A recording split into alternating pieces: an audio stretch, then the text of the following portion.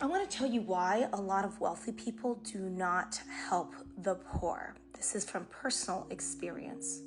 When I bought a two-family and a single-family home in Baltimore, because as a self-made person, I only have so much money to invest, and those were areas that had cheap enough homes that I could invest.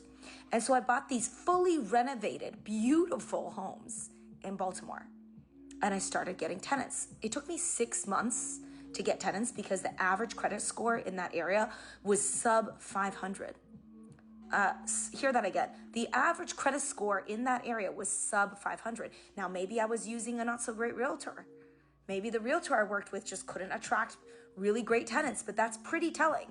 If every single application that comes along has a credit score of under 500. So that's just one point. Side note, side quest.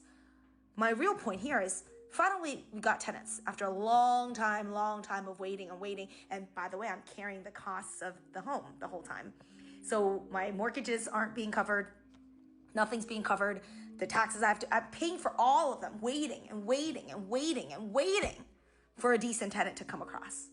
Then I had no choice because I was literally running out of money that like a good enough candidate would do. So I took on a couple tenants to survive that weren't great, but like beggars can't be choosers. Better to have some money than to have none. So I said, give it a roll. Let's see how it goes. Immediately the first month, 2 out of 3 tenants did not pay rent.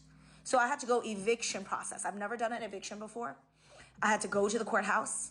And then at the courthouse, I met a lady, and she was one of my most close confidants and support systems in Baltimore. I met her at the courthouse, and she was like, hey, honey, you're filling out the form wrong. Let me help you. And I'm like, can you please help me? And she helped me do the evictions. And the game is so easy in Baltimore that all you got to do is keep pushing the buck down the line. Every time the sheriff comes, which is like a month and a half after the eviction takes place, because it takes time to get through the court system, all the tenants do, they pay the sheriff leaves, and they get the house for another 6 weeks. So this is a game that they play. And I learned this all firsthand. Meanwhile, I'm almost bankrupt. I'm literally being bankrupted. And then finally, when the evictions finally work and the people finally leave, lo and behold, there's $2,000 to $4,000 worth of damage. One time, tenants painted my entire rooms black.